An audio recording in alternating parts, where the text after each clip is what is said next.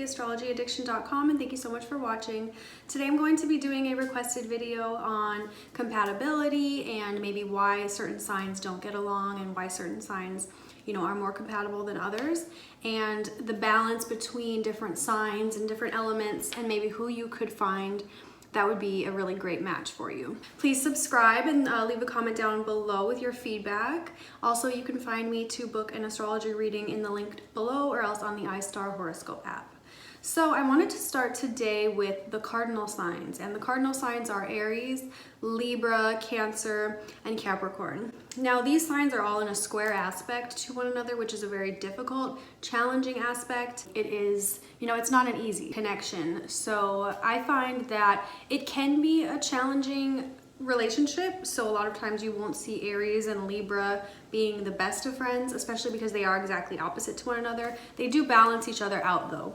So there is an attraction there. And a lot of times you see an Aries and a Cancer get together, or you'll see Capricorn and Aries, or Capricorn and Libra, just because there is that attraction. There's a tension, there's something that you want to learn more about from them, and they're on the same wavelength as you. Because a cardinal energy really wants to go, make it happen, really fight through anything that they are presented with and come out on top. They want to, they love a challenge, they love showing who they are, and they love to make things happen and get things started. Especially an Aries and a Libra. They're very, they're very different, and they can maybe find fights in that sometimes, but the fights will help them to grow. Same Aries and Capricorn. They challenge each other, and they won't sugarcoat things. They will fight to make it happen, or get through the issue, or to just be together. They have that tension there that they can actually last through things. So while it is a very challenging kind of an aspect with a square, and it can help each person grow in the relationship, that is more of a challenging position. So you would also see the mutable signs, which are Sagittarius, Pisces, Gemini, and Virgo. They can also have that in common where they are more easygoing, go with the flow. They can be coaxed and kind of guided in a way to do things, and they don't have to really be the leaders. They do Sagittarius loves the attention.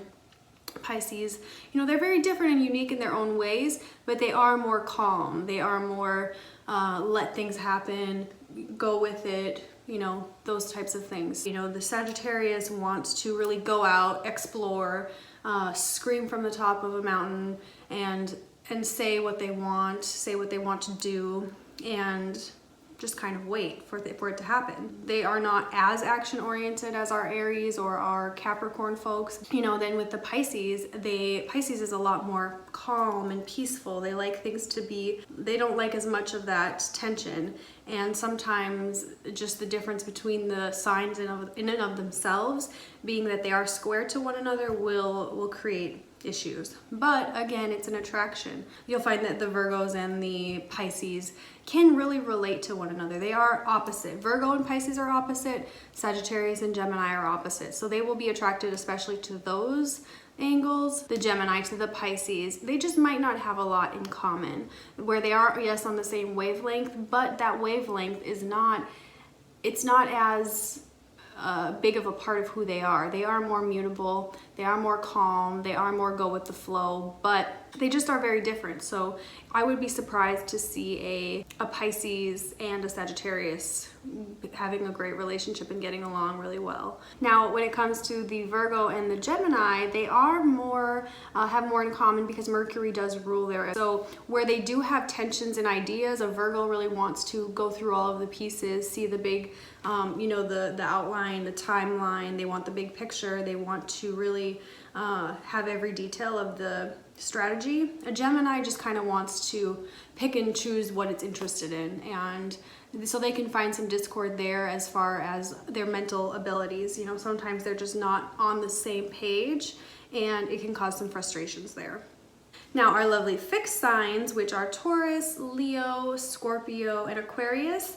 Now I do see them getting along at times, but they are very fixed in their ideas, and their ideas are very different. Taurus ideas, very different from a Leo. Leo's idea is very different from a Scorpio. Scorpio's idea is very different from an Aquarius. So they all are very opinionated. They're very take charge. They're very stuck in their ways, and it can kind of take them a while to get out of that. Now in Aquarius, where you are more open-minded and wanting to try things and go different ways, you are still, no, I'm right. I'm still right at the end of the day, no matter what, you know, if I've changed my idea or if I've learned that I've made a wrong choice, or if I've, you know, my mind has been expanded, they still will be right at the end of the day.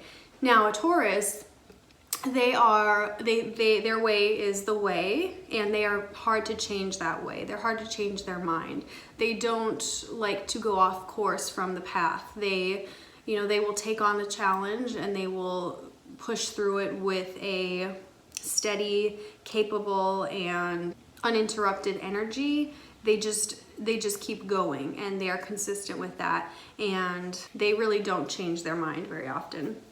Now your Leos, they are as well very fixed. They're very stuck in, especially the idea of them being the best, needing the attention, and really being the winners. You know, they don't change their ideas about themselves. They will change their ideas about, you know, different things of the world, different philosophies and ideas, and they love, you know, they love to laugh and communicate and be with friends, but they are not going to change their ideas about themselves very easily. They're stuck in their ways about who they are. So if an Aquarius and a Leo get together, there will be a great attraction there, but the Aquarius, where they want to explore and, you know, get into the mind about things, and maybe change their ideas. So the way that they would do that is a lot different from a Leo.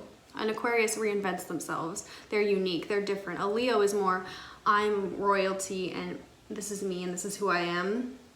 Accept it or leave it, I'm never changing. So now when we go to our Scorpio, Scorpio is definitely less concerned with that Leo energy of trying to be appreciated and congratulated for who they are, and just complimented and things like that. A Scorpio is much more introspective. They don't need all of that. They are confident in who they are, but they are also very stubborn in the things that they find, you know, important in life.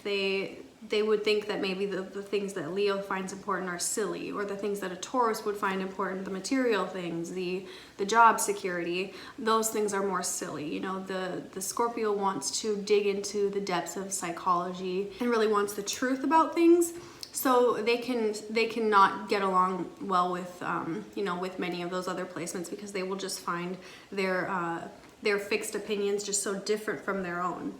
So with the Taurus, there's an attraction there. There's an attraction to the beauty and the stability that a Taurus can bring into their life, but it can be sometimes challenging for them as well, because there is not that raw energy always in a Taurus person.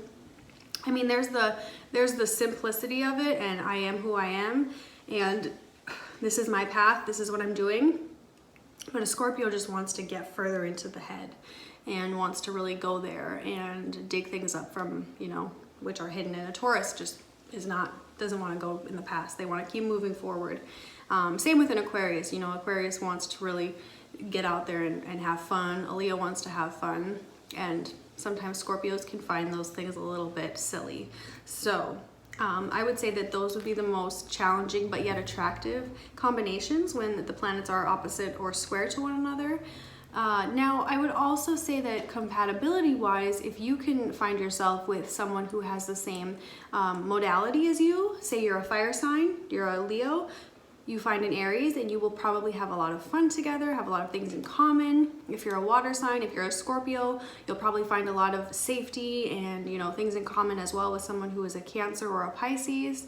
And if you're an air sign, you're Gemini, you will find a lot of things to talk about and, you know, have a lot of fun with your Aquarius people or the Libras. You can really just be on the same page with people that have the same energy as you. If you're an earth sign, Taurus, Capricorn, or Virgo, you know, can have a lot in common with them, especially as far as goals and making things happen in the world and working as business partners. I think finding someone who has some similar modalities as you will make it easier to just have those commonalities, you know, unless challenges arise with that. So I hope you guys enjoyed this video, and thank you so much for watching. If you had any questions, leave them below. If you would like me to look at your relationship, you can definitely book a reading with me. Link is in the description box, and you guys have a great day. Bye.